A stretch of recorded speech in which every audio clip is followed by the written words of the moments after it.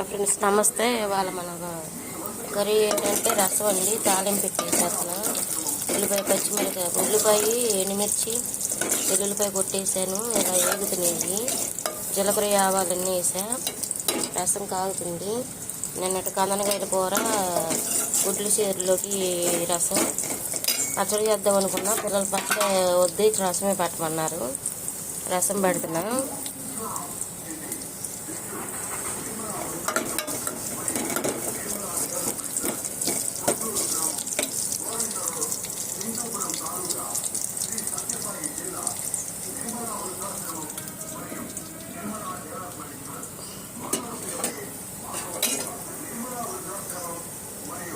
తాలింపు వేద్దాం.